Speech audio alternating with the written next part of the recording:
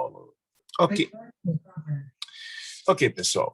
Nós vamos dar essa segunda aula que a gente está na introdução e a gente está vendo ideias antes de entrar definitivamente para cada signo e signo, com todos os seus detalhes, no que tange a influência do signo do mês que a pessoa ela nasce.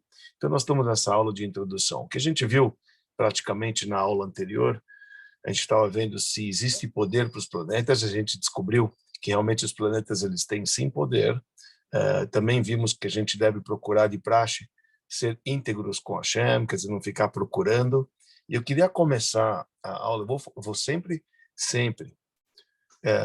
começar sempre falando isso, porque é de extrema importância a orientação do nosso Rebbe a respeito. Dessa vez, eu vou começar com essa carta do Rebbe, que é importante a gente deixar gravado aqui a opinião do Rebbe quando a gente fala a respeito de signos e de Mazal, etc, etc, etc. Tem uma carta do Rebbe, que está no volume 18, na página 205, o Rebbe responde o seguinte, respondendo a sua questão sobre o horóscopo, sobre a sorte, sobre o destino, já está escrito na Torá, aquilo que a gente viu em Parashat Shoftim, íntegros sereis com Deus vosso Deus.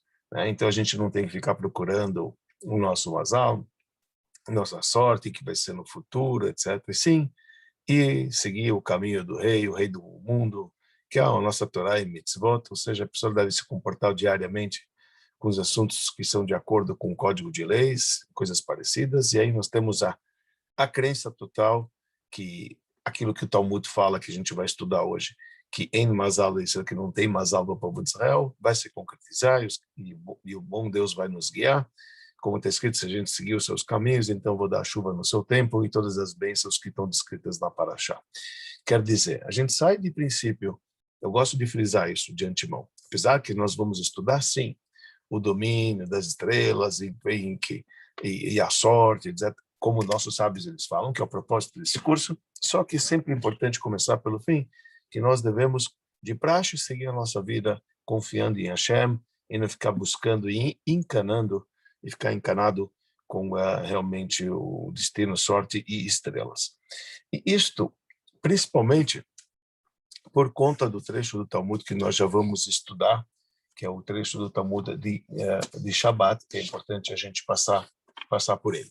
Só que antes desse trecho do Talmud de Shabbat, eu queria passar por um trecho que o Talmud ele fala sobre no Tratado de Ta'anit. Eu vou estudar com vocês esse Tratado do Ta'anit e depois a gente vai estudar o Tratado de Shabbat, que eu acho que é importante a gente ver o que diz o Talmud. O Talmud fala sobre um sábio que ele chamava Rabbi Elazar ben Pedat. Estou abrindo aqui o Talmud para poder passar com vocês, eu não quero Deus nos livre, errar no texto e também não falar de uma maneira resumida, e sim, eu quero passar o texto original como consta no Tratado de Ta'anit. Aqui eu estou com o Tratado de Shabbat, deixa eu pegar o Tratado de Ta'anit, que eu acho que isso faz parte do nosso... Aqui está. O Tratado de Ta'anit nos fala, na página 25, lado A, conta a história seguinte, presta atenção. Diz o Talmud, Rabi Elazar, filho de Pedat, só para poder dizer quem era Rabi Elazar, filho de Pedat. Rabi Elazar ben Pedat, ele foi chamado na sua época como o Mara de Atra, como chefe da terra de Israel. Na verdade, ele servia o Rabi Yohanan. Nós tivemos grandes sábios, como Rabi Yohanan e Reish Lakish, eram dois grandes sábios, eles eram os cunhados. Depois que morreu Reish Lakish era um dos maiores alunos de Rabi Yohanan. E Reish Lakish serviu o Rabi Yohanan. E depois que Reish Lakish faleceu, Rabi Elazar, esse Rabi Elazar ben Pedat, filho de Pedat, ele que servia o Rabi Yohanan. Rabi Yohanan era uma pessoa muito rica. Reish Lakish, ele vinha de uma família também de pobres e até de ladrões. O Reish Lakish, o nome dele, de verdade, no Talmud, ele chamava Rabi Shimon ben Lakish. Mas a gente chama ele de Reish Lakish. Lakish significa o grupo de bandidos. O Reish Lakish, ele era o chefe da gangue. Ele era um mafioso gigantesco. Aliás, ele era daqueles gladiadores, que na época, lembra Roma, que eles criaram aquelas arenas para poder guerrear com os animais. Reish Lakish, ele era um gladiador. E depois ele fez tshuva, ele acabou conhecendo Rabi Yohanan e acabou casando com a irmã de Rabi Yohanan e acabou sendo cunhado de Rabi Yohanan.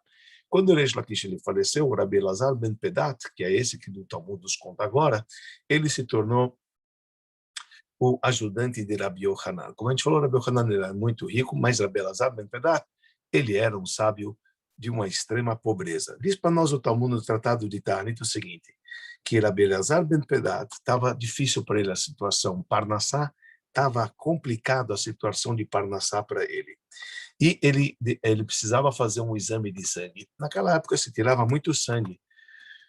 Eles tiravam com ventosas, eles tiravam sangue, isso era uma maneira da pessoa se curar, inclusive tirar sangue era um meio de cura.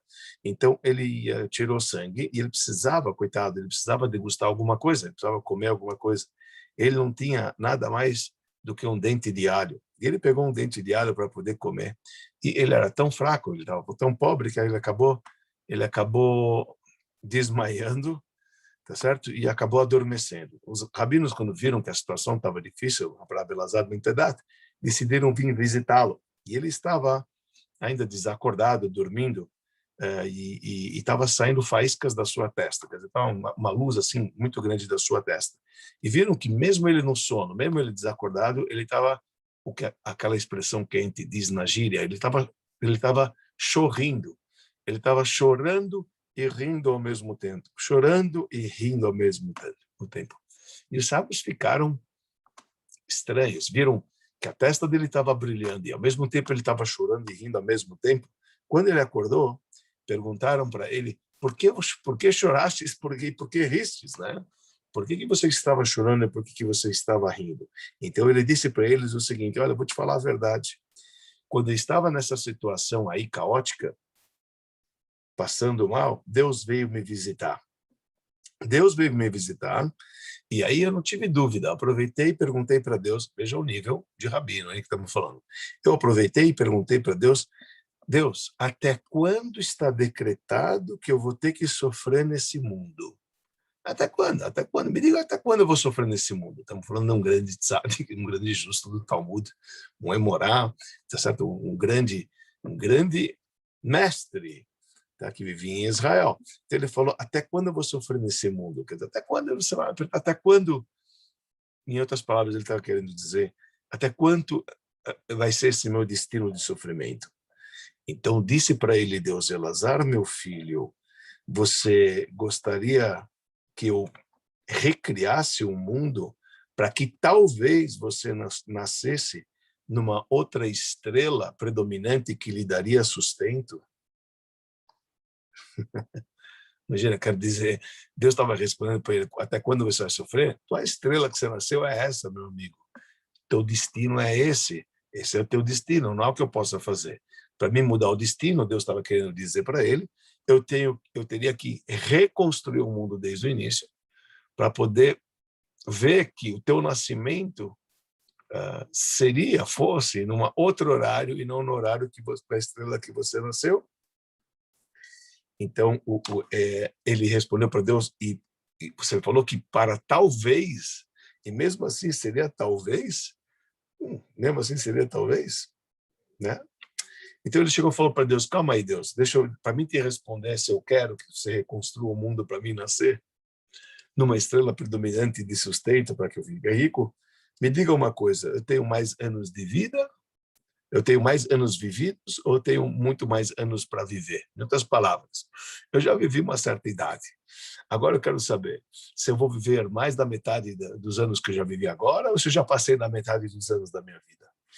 Então Deus falou para ele, você já passou mais da metade da sua vida. Então ele falou, então eu não vou te incomodar para reconstruir o mundo. Olha a história do Talmud. Então tá bom, então eu não vou lhe incomodar para você reconstruir o mundo, para mim ter nascido numa estrela predominante boa. Então diz o Talmud, naquela hora, disse Deus para ele, falou, já que você não está me incomodando, que você vai reconstruir o mundo, já que você não quer isso, eu lhe prometo que eu vou lhe dar aqui no Amabá 13 rios de azeite de afarsemon, uma especiaria, puro, assim, dos melhores que tem para você desfrutar. Então, Rabi Elazar, filho de Pedad, falou, é só isso que você vai me dar? Então, Deus falou, e o que eu vou deixar para os seus amigos? Para os seus amigos, o que eu vou dar? E ele falou para Deus, puxa Deus, pensei que eu estou pedindo para o Criador do Universo. O Criador do Universo tem muitas coisas, né? Então, Deus gostou da resposta dele, deu uma petelecada na testa dele e falou, meu filho, só você mesmo, né? Tipo, ele quis dizer, meu filho. E com essa petelecada, Deus fez com que ele brilhasse. Veja, é uma história cabeluda, tá? Mas é uma história interessante que o Talmud está afirmando aqui, é mais uma das fontes do Talmud, que a gente está vendo que, tem destino, sabe? Tem um destino que a pessoa lá nasce. A gente viu no Tratado de Moed Katan. Na aula passada, nós havíamos dito que tem certas coisas que a pessoa ela realmente não consegue alterar. Uma das coisas era o sustento. Então, tá vendo? Era Belazar ben Pedat, sofrendo por conta do aperto de Parnassá.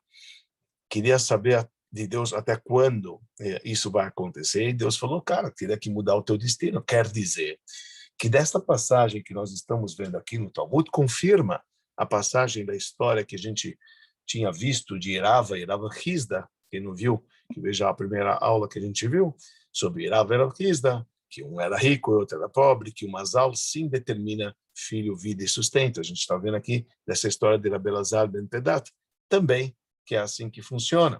Porém, eu havia dito a vocês que isto não é a única opinião do Talmud. Esta é uma opinião. O Rabi Yohanan, por exemplo, no Tratado de Shabat, ele já opina de uma maneira diferente.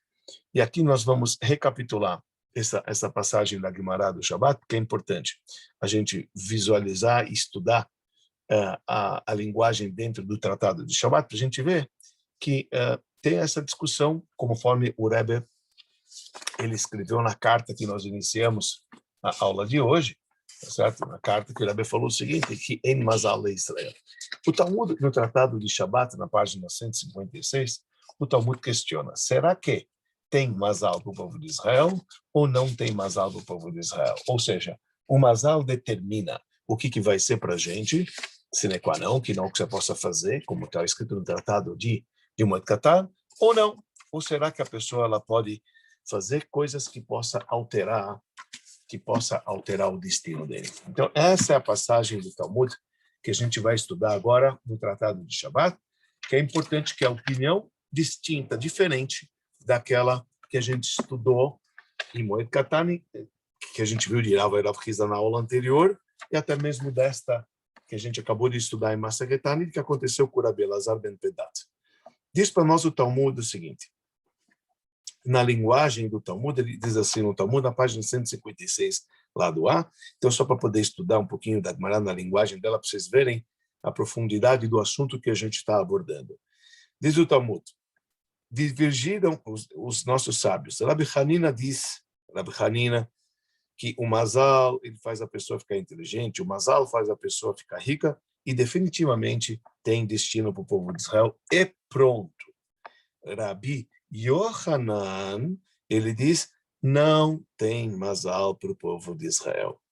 Ou seja, que o povo de Israel não está abaixo do domínio do destino e das estrelas, e não é as constelações que vão determinar o nosso destino. E Rabi Yohanan vai de acordo conforme a sua opinião, que ele dizia, da onde eu sei que não tem Mazal para o povo de Israel, porque está escrito naquele versículo que nós estudamos na aula passada do profeta Jeremias, que ele disse que, olha, assim disse Deus, o caminho dos goim não aprendam e dos sinais dos céus não tenham medo, que quem deve ter medo são os goim. Os goim devem ter medo e não o povo de Israel. Tá? E o Talmud fala que também Rav, que era outro sábio, ele também acreditava que não tem Mazal do povo de Israel, porque ele aprende isso do nome de Rabi Yehuda Amará, de onde eu sei que não tem Mazal do povo de Israel. Então a prova que ele traz é de Avraham Avinu. Qual que é a história de Avraham? Todos vocês sabem, vamos recapitular. Então está escrito que Avraham Avinu, quando Deus foi prometer para Avraham Avinu que ele teria um filho, Avraham estava reclamando para Deus, do que adianta você vai me dar a terra? De que vai adianta você vai me, eu vou herdar? E para quem vai me herdar? Afinal de contas, eu não tenho filho. Eu não tenho filho. Quem vai me herdar? Quem vai herdar a terra? Então Deus falou o seguinte: calma, Abraham. E está escrito que Deus tirou Abraham para fora da tenda e falou para ele pelo seguinte: olha, conte as estrelas se você é capaz de contá-las. Então Abraham, ele saiu, foi e viu, está escrito que Deus tirou ele da fora da tenda. E está escrito que Abraão, ele viu as estrelas, que eram inúmeras estrelas, e Deus prometeu para ele, assim será a sua descendência. E aqui teve um diálogo, uma discussão que vale a pena a gente ver na linguagem do Talmud, que ocorreu entre Abraão, o nosso patriarca, e Deus nessa cena. Então o Talmud conta. Da onde eu sei que não tem mais algo para o povo de Israel, porque crescido sobre Abraão, que Deus tirou ele para fora. E disse para ele, conta as estrelas se você é capaz de contá-las. Né? E Deus prometeu para ele, assim será suas descendências, sua descendência. Disse Abraão diante de Deus, Criador do universo, o Senhor não me deu nenhum descendente. Quem vai herdar a minha herança? Quer dizer, vai ser meu escravo? Ele tinha um escravo chamado Eliezer. Então ele falou o seguinte: não, fica tranquilo. Aquele que vai sair do seu ventre, o teu filho, você vai ter um filho com a Sara e ele vai herdar. Aí disse Abraão, que era um grande astrólogo. Abraão entendia das estrelas. Abraão entendia muito das estrelas. Até mesmo o livro do Avraham Avinu, chamado Sefer Yetzirah, a gente encontra bastante coisa sobre as estrelas e os dias da semana, que a gente vai voltar e ver sobre isso, que é importante a gente ver sobre isso. E diz o Avraham Avinu, que ele era astrólogo, Avraham Avinu, que sabia muito sobre as estrelas, ele falou o seguinte: Deus, você está falando que eu vou ter um filho, quer saber? Eu olhei o meu horóscopo,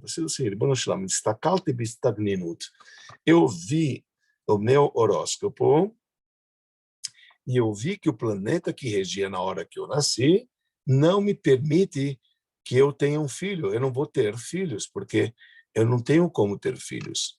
E o Talmud explica o que quer dizer que o Talmud já vai explicar para nós o que quer dizer que ele viu, porque o que Abraham viu, que estrela que ele viu, que estava predominante quando Abraham nasceu, que fez com que ele se tornasse uma pessoa fria, ao ponto de não gerar os filhos, diz o Talmud, ele entendeu, ele viu isso, e Deus fala para ele, primeira coisa, Abraham, saia debaixo do poder da sua estrela. Por isso está escrito que Deus falou para ele, sai, e tirou Abraham para fora. Para fora não significa apenas para fora da tenda para ver as estrelas. Ele poderia ver a tenda também das estrelas também da tenda. Quando Deus falou para ele, saia fora, cai fora do teu destino, Abraham. Você pode se posicionar fora do teu destino. Isso é o que Deus estava querendo dizer para Abraham, dizendo para ele, pois saiba, Abraham, conforme esta opinião do Talmud, não tem mazel para o povo de Israel. Não tem destino para o povo de Israel. Então, diz o Talmud, o que viu Abraham, na verdade? Maida. Qual que é o problema, Abraham? Você chegou à conclusão que você nasceu a hora predominante quando Júpiter é um dos planetas, é certo que Deus lhe criou na segunda-feira. Gravem isso, depois a gente vai explorar, quando a gente explorar sobre os planetas de uma maneira detalhada, a gente vai explorar sobre isso. Você está vendo que o horário predominante que você nasceu era Júpiter ao oeste. E Júpiter ao oeste é quando Júpiter está mais longe do Sol. Veja, o Sol, a gente lembra do Sol do leste ao oeste, tá certo? Então o leste está ligado com o Sol. Quando Júpiter é um planeta frio, e ao oeste ele é mais gelado ainda. A gente sabe que para gerar frutos, filhos, a gente precisa estar quente. A relação é algo caliente, algo quente, tá certo? Toda relação é algo quente. De repente, Abraham, ele viu que a luz predominante quando ele nasceu era Júpiter ao oeste. Júpiter ao oeste significa frio do frio do frio do frio. Não tem como pegar no tranco. Esse aí não vai gerar filhos de jeito nenhum. Por isso, Abraham, ele era estéril. Abraham e Sara, eles eram estéreis. Por incrível que pareça, assim consta nos livros.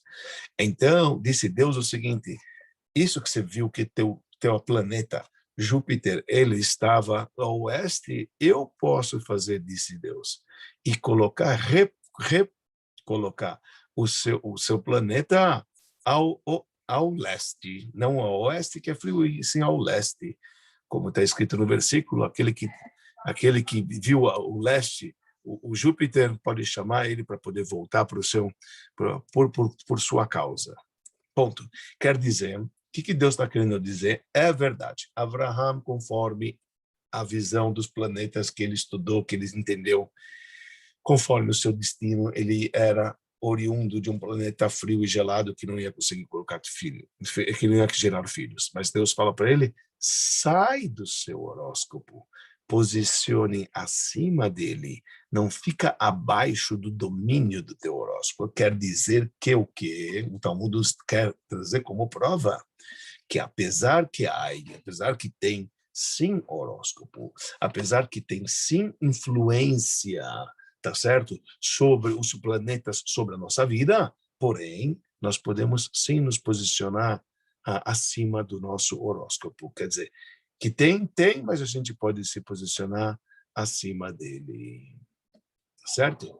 E já falando sobre isso, vamos ver as 3 historinhas que vocês já conhecem, que é importante para poder seguir o raciocínio do Talmud.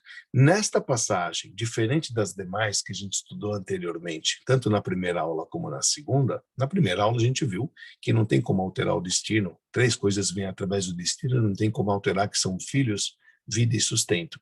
Aqui nós estamos vendo que sim tem certas coisas que a pessoa ela pode fazer, que quando ela age, quando ela atua, isto altera um destino que foi decretado sobre a pessoa. E a próxima prova que o Talmud nos conta, aquilo que aconteceu com Shmuel e Avlet. Diz para nós o Talmud, na linguagem do Talmud. Shmuel, ele era um sábio do Talmud. Avlet, ele era um astrólogo. Ele era uma pessoa que mexia com os astros.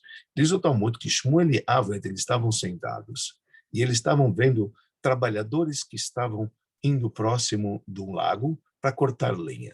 Disse o astrólogo, o Avlet, para o sábio do Talmud Shmuel, você está vendo aquele fulano ali?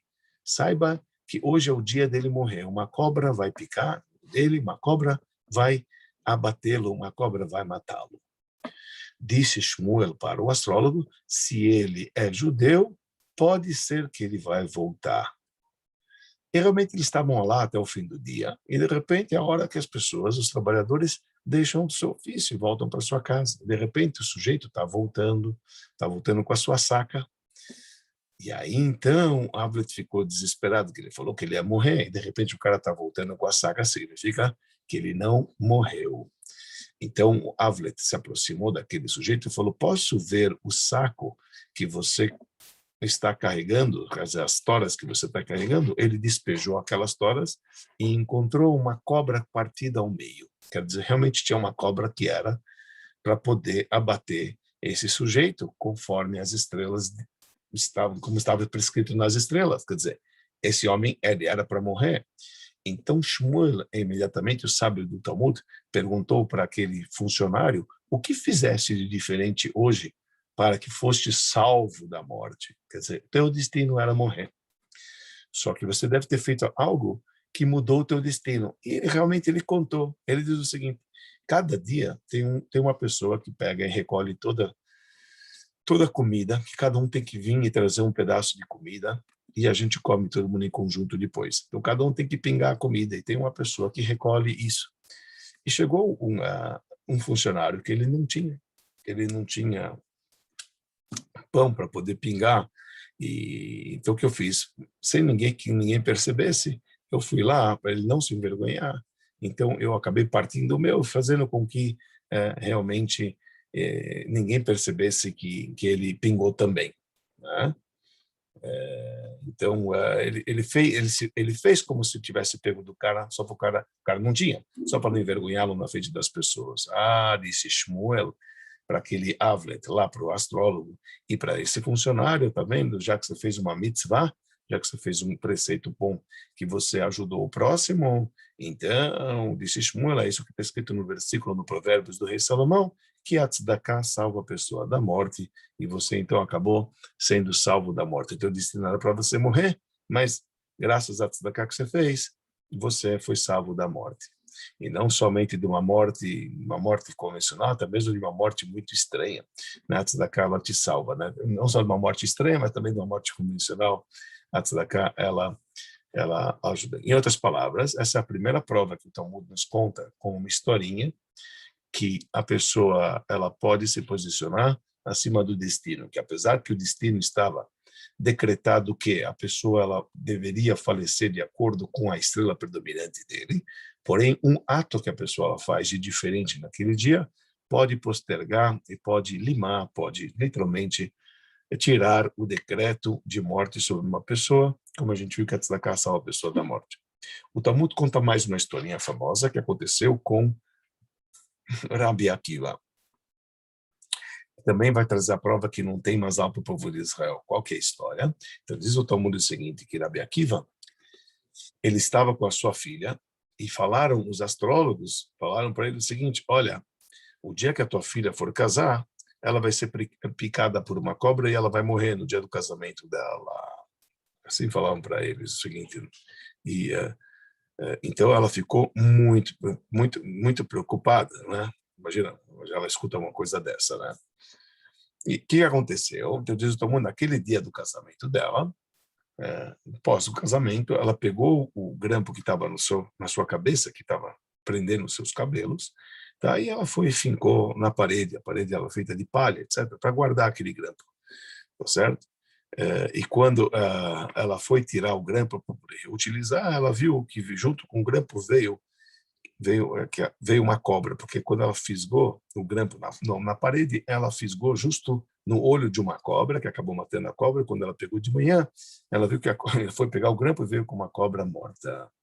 Então o pai perguntou para ela, filha, o que você fez de diferente para você se safar, para você realmente ter sido salva da cobra, que ela não te matou. Então disse a filha de Rabi Akiva para ele o seguinte, olha, à noite veio um pobre e bateu na nossa porta. Estavam todos preocupados em fazer a refeição do nosso casamento e ninguém escutou aquele pobre. Então o que eu fiz? Eu peguei a porção que estava destinada para mim e dei para ele comer, coitado. Disse, então, Rabi Akiva, você fez uma mitzvah, e por mérito dessa mitzvah você se salvou. E falou, Rabi Akiva, isso que está escrito, que a tzedakah salva a pessoa de morte, e não apenas de uma morte estranha, até mesmo de qualquer morte que seja. E o Talmud termina com mais uma historinha bonita, que aconteceu com Rab Nachman bar Yitzhak. Preste atenção nessa história, porque essa é uma das únicas fontes do Talmud que nós temos na lei oral a respeito sobre cobrir a cabeça, do homem cobrir a cabeça. E a gente vê, olha como é que é a história. Disseram o seguinte, a mãe de Rab Nachman bar Yitzhak, para a mãe de Rab Nachman bar Yitzhak, disseram de novo os astrólogos, seu filho, ele nasceu no horário predominante que ele vai ser um grande ladrão. Você toma cuidado, porque teu filho ele vai ter tendências de ser um ladrão. Então, ela nunca deixou o seu filho com a cabeça descoberta, porque ela falou, quem sabe, cobrindo a cabeça do meu filho, quem sabe ele vai ter temor aos céus. Kippah serve para poder lembrar que tem o quê? Alguém que está acima dos céus. Veja, a linguagem do Talmud é chamado Eimata Dishmaya. Eimata significa temor. Dishmaya é os céus, temor aos céus. Em Yiddish, quando você fala a kippah, ela também é usada como yarmulke. Yarmulke. O que quer dizer yarmulke? Yarmulke é yirah me Elokim, temor aos céus, temor de Deus, yarmulke. Daqui vem. Quer dizer, a mãe deixou na cabeça do filho sempre coberto para que ele pudesse ter sempre temor aos céus. O Bairahmei, e ela pedia sempre misericórdia sobre o seu filho para que ele não viesse a falhar. Diz o Talmud, e ele não entendia por que tudo isso, que ele precisava deixar com a cabeça coberta, mas a mãe falou, ele deixou. Um belo dia ele estava sentado, ele estava estudando debaixo de uma tamareira, né, que era de outro, e de repente a cobertura dele caiu da sua cabeça. Ele ergueu seus olhos, ele viu a tamareira, ele de repente veio um instinto muito grande dentro dele de querer pegar uma tâmara que não era dele, era do vizinho. Ele subiu, pegou as tâmaras com seus dentes. Quer dizer, você viu que, querendo ou não, ele tinha o destino. Todo o tempo que ele se precavia através da oração da mãe e através que ele se cobria, então ele afastava o destino que ele tinha, e quando realmente aquilo passou, quer dizer, quando aquilo acabou caindo, diz o Talmud, que aí então ele voltou à tendência natural da estrela predominante sobre ele. Então, dessa passagem que a gente viu do Talmud, nós estamos vendo o seguinte: realmente, o Mazal existe, que que tem a sorte e tem a sorte, que existe o destino. Mas o Talmud afirma que quando tange ao povo judeu, é no Mazal, Israel. A gente pode se posicionar acima do Mazal. É esse que é o ponto básico, predominante, que a gente sempre tem que lembrar como base e como carro-chefe. Nós vamos, sim, estudar as influências dos planetas de acordo com o destino, mas definitivamente não é esses destinos que a gente vai ver cada mês e mês, de acordo conforme a nossa tradição, como a gente vai ver. Se Deus quiser, nas próximas aulas vamos começar com Áries, etc. Vamos ver mês a mês, vamos ver aula a aula, a gente vai ver cada mês e o que tem um lance predominante. Só falta mais uma aula de introdução, que a gente vai ver, a gente precisa entender da diferença da influência do mês, da influência do dia, da influência da semana. Nós vamos estudar mais uma aula, e aí então a gente vai, depois dessa terceira aula de introdução, a gente vai realmente, efetivamente, nós vamos começar a estudar os signos, e o que a gente mais conhece do mês, e as suas influências sobre a gente. Ok, pessoal? Só queria trazer essas passagens, que é muito importante a gente ver essa passagem da lei oral. Se Deus quiser, também ao final da próxima aula, se vocês me lembram, se esqueceram, mas acho que não, a gente vai ver a halachá, a lei no Código de Leis, que fala sobre isso, quando sim a gente encana, quando não a gente encana, porque é importante a gente saber a lei judaica na prática, tá certo? Então a gente vai ficar por aqui.